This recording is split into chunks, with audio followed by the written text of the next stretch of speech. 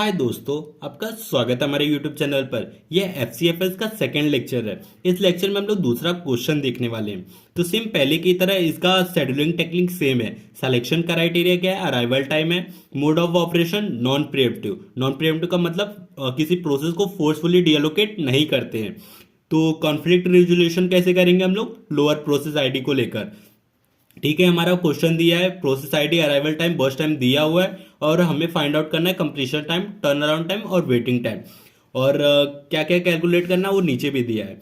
Calculate average turnaround time, average waiting time, schedule length, percentage CPU idleness और if scheduling overhead. Scheduling overhead का मतलब होता है जब किसी प्रोसेस को रेडी क्यू से रनिंग क्यू में लेकर आते हैं तो जो टाइम लगता है हमें वो शेड्यूलिंग ओवरहेड होता है, जिसे हम लोग डिनोट कर रहे हैं डेल्टा से और इसकी वैल्यू 1 है।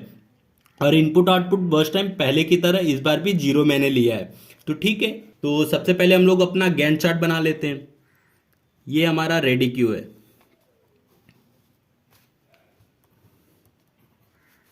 रेडी क्यू हो गया। अब सीपीयू भी ले लेते हैं।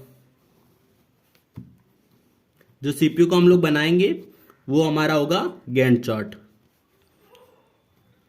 गैंट चार्ट, ठीक है। एट टाइम 0 पे कोई प्रोसेस है नहीं, तो हम लोग कब तक आएगा न्यू प्रोसेस? एट टाइम 3 पे, मतलब 3 यूनिट पे हमारा प्रोसेस आएगा। तब तक हमारा सीपीयू आइडलनेस रहेगा, मतलब 3 यूनिट से हम लोग स्टार्ट करेंगे प्रोसेस को। तो 3 यूनिट पे कौन सा प्रोसेस आया? P2 आया। तो P2 रेडी क्यू में आया है एट 3 यूनिट पे। तो 3 यूनिट और डेल्टा की वैल्यू 1 है। तो मैंने क्या बोला था, जब रेडी क्यू से सीपीयू में हम लोग किसी प्रोसेस को लाएंगे तो जो टाइम लगेगा उसको हम लोग डेल्टा बोलते हैं। तो जब हम लोग P2 को जब लेकर आएंगे सीपीयू पे तो जो टाइम लगेगा डेल्टा, और डेल्टा की वैल्यू क्या है? 1 यूनिट है, मतलब 3 + 1 4। तो 4 यूनिट तक डेल्टा रहेगा। फिर P2 को हम लोग रन करेंगे। P2 को रन करेंगे, कब तक रन करेंगे? 4 यूनिट तक। तो 4 + 4 8। ठीक है, P2 रन हो गया। 8 टाइम तक कौन कौन से प्रोसेस आ गए? P1 भी आ गया और P3 भी आ गया। तो ठीक है, P1 और P3 दोनों आ गए हैं। तो दोनों में से किसको पहले लेंगे? P1 और P3। तो लोअर प्रोसेस आईडी को लेंगे। तो P1 का लोअर प्रोसेस आईडी है तो P1 को पहले लेंगे। P1 को जब लेंगे उससे पहले हमारा डेल्टा आएगा। तो यहां से यहां तक आने का जो टाइम लगता है वो डेल्टा।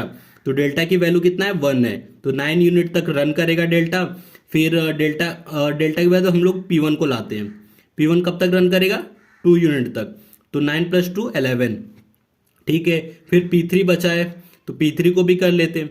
P3 से आने से पहले हमारा डेल्टा वैल्यू रहेगा, क्योंकि प्रोसेस को लाने में जितना टाइम लगता है वो पहले वो कैलकुलेट करेंगे।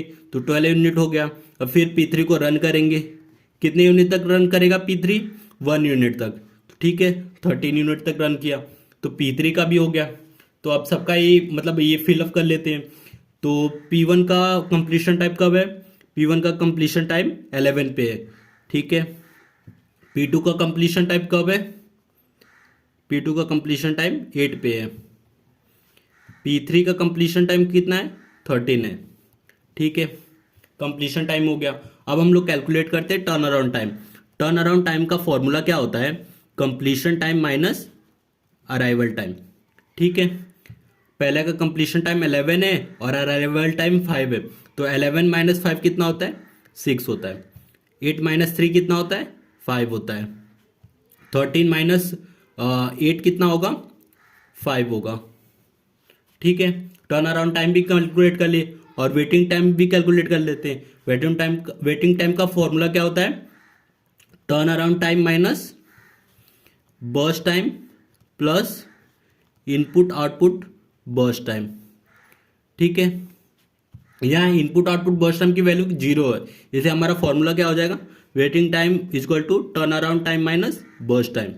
ठीक है, तो टर्न अराउंड इसका देखते हैं। Turnaround time minus burst time, तो 6 - 2 4, 5 - 4 1, 5 - 1 4। ठीक है, हमारा वेटिंग टाइम भी हो गया। अब हम लोग एक एक करके कैलकुलेट कर लेते हैं जो हमारा क्वेश्चन दिया है। एवरेज टर्न अराउंड टाइम का फाइल कर लेते हैं। तो यहां मैं करता हूं average turnaround time. Turn around time कितना है? 655। तो यहाँ 6, 5, 5 और डिवाइड बाय 3, तो कितना हो गया 16/3। ठीक है, ये एवरेज टर्न अराउंड टाइम है। फिर हमारा average waiting time 414 divide by 3। ठीक है, तो कितना आएगा 9 डिवाइड बाय 3, तो क्या आएगा 3। ठीक है, अब हमें क्या कैलकुलेट करना है, शेड्यूलिंग लेंथ। शेड्यूलिंग लेंथ क्या होता है, जैसे कोई प्रोसेस, ये प्रोसेस है, तो जो मिनिमम अराइवल टाइम है और मैक्सिमम कंप्लीशन टाइम होता है, तो जो यहां से यहां तक का जो लेंथ होता है स्टार्टिंग से एंड तक का, तो उसको हम लोग शेड्यूलिंग लेंथ बोलते हैं।